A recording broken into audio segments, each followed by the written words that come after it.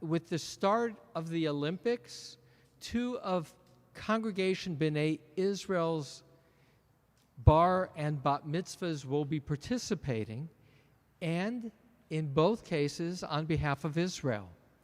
Marlena Miller, daughter of Joanna and Aaron, will be a coxswain for the rowing team, and Zach Weiss, son of Nancy and Ernie Weiss, will be pitching for the Israeli baseball team.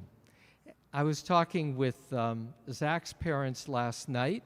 Those games from Japan will be televised at 3 a.m., so calls on a spirit of true care. Olympics, at their best, represent an openness to diversity, a respect for other nations in the spirit of competition, in the spirit of every country having its own flag that it marches with at the opening ceremony, and yet, as they stand together when the race is over, congratulating each other for being participants in something that is a collective. That's the spirit of the Olympics at its best. That leads me to share another focus, and that is the spirit of ecumenicism, of people of different religions respecting and getting along with each other at their best as well. And so 3 examples from the last 2 days in my own life and by extension in our opportunities here in Orange County. Yesterday was the 2nd time that I've been privileged to do show and tell in our sanctuary with a Christian Bible study group. One of our congregants, Noreen Lerner, has been part of a group. And what's remarkable about this particular Bible study group is that the participants are not supposed to say what their church affiliation is. But I didn't know that rule when I greeted them, and I was curious. And what I found fascinating is that some were Catholics, some were Lutherans, some were Christian, evangelical, and that in a spirit of learning Bible together, they've come together for years without their denominations being front and center. What I enjoyed in showing all but Noreen the synagogue for the first time was our Torah scroll and opening it up to tomorrow's Torah reading, Parshat Ve'etchanan, the Torah reading in which Moses is on the cusp of moving away as the people move forward, in which he recounts the 10 Commandments and also the Shema. The Hear, O Israel, the Lord our God, the Lord is one, is part of tomorrow as well. And so I read for them, I chanted for them the 10 Commandments, or at least the 5th command, which was honor your father and mother for the sake that you will be given a long life on the earth that you shall be given by God. And I pointed out to them, this is the only one of the 10 Commandments that has a reward and that requires interpretation. All of them require interpretation. What does it mean to honor? How do you play that out specifically? What did our commentators have to say? When does a parent lose the right to be called a parent? Or if a parent's not a great parent, how are the responsibilities different or not? Doesn't say. But those are some of the practical questions, let alone how you translate the words. So that, for instance, for Catholics, using the early Greek translation of the Septuagint, the next command, the 6th command, is thou shalt not kill, while for Jews, the translation is thou shalt not murder. There's a big difference between murdering and killing, which is a big difference between Catholic tradition and Jewish tradition in terms of capital punishment. So the main thing that I got satisfaction as a teacher of Torah, sharing with these students of Bible, is that beware to know that every translation is an interpretation, and that every line of a law or of a narrative needs context, and that means much interpretation, and differing interpretations are part of the Jewish tradition.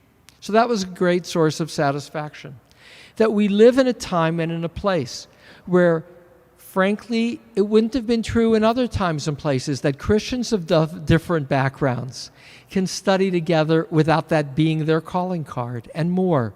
That they're curious to come to a synagogue, to hear, in this case, from a rabbi about how do Jews read the Bible, which we do differently in many cases than the way Christians read those same words that we share as sacred text.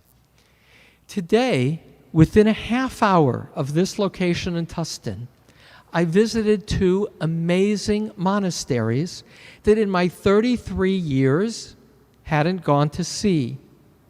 I went to the monastery of Muta Kanandra, the ashram of Muta Kanandra, a Hindu retreat center just past Silverado. So that's going into the mountains here east.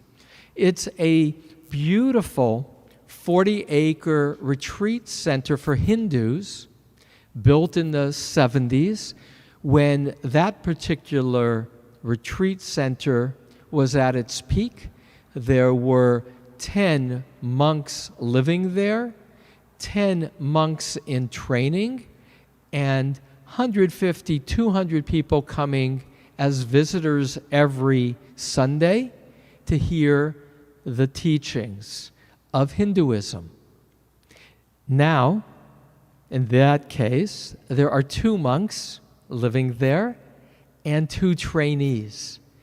Before COVID, they were still getting about 120, 150 people coming for the teachings on Sunday. Muta Kanandra, the man for whom that monastery is named, lived in India in the 19th century, and his great teaching is that there is only one divine source, and that all the different paths of religions are diverse ways to experience the one, which is Hinduism. But in his case, he was very interested in comparative religion, and he was interested in science. He was very empirical based. He had a student, Vivekananda, who addressed the first Parliament of World Religions in Chicago, about 1896. And he brought with him his teachings of his teacher and became the major, like the standout of the first Parliament of World Religions. It would mean he would have meetings with the President of the United States, with leaders of faith, and he would introduce Hinduism and Eastern religions to America. And the retreat center was part of the Vivekananda wave that would emerge, where that would be the introduction of Eastern learning that took great popularity in Hollywood at that time. The third place I visited is the Abbey of Michael, which was only christened, or I think that's the right word in this case, a week ago by a representative of the Pope. It was just built in the last few months. It's in Silverado, just before the town. And it's huge, huge retreats. It's not just a retreat center. It's huge in terms of the Catholic Church had 300 plus acres on the state forest. So beautiful setting. And it's where all the priests in Orange County live together now. Over 70. And there's a whole cadre arriving. It was built, modeled on a Hungarian monastery, and the chapel's not a chapel. The chapel is a huge church with stained glass. You walk in it, you could be anywhere in Tuscany, Italy, entering into a major church site, less than a half hour from here. I didn't know it was there. Well, no one knew it was there. They just opened it up a few months ago because they needed more space from where they were further down the road in the Silverado area. And in both cases, I had a chance to talk to the monks, both the Hindu monks and the Catholic monks, in the course of my day today. And what I delighted in was the ease with which we talked and shared. That is the opportunity that America gives us. But there's one last piece, and that is, in my case, which is as a rabbi, their curiosity and our dialogue was in the context of them wanting to know about Judaism. And I again was reminded that the more one lives their chosen religious faith deeply, that deep religious connection enhances at its best religious connection with others of differing faiths. You then speak across lines of two people who share the Bible, understanding it differently but yet deeply grounded in one's understanding, or understand how one uses the tools of prayer and chant and meditation to encounter God. I so delighted when I was telling one of the leading priests at the abbey about my psalm project, and he was a really warm man, with this wonderful smile talked about how he begins each day with the reading of Psalms, and quoted me a few lines that particularly ring true in his heart. And so on this, the Shabbat of V'et we are reminded as a people that we have a history.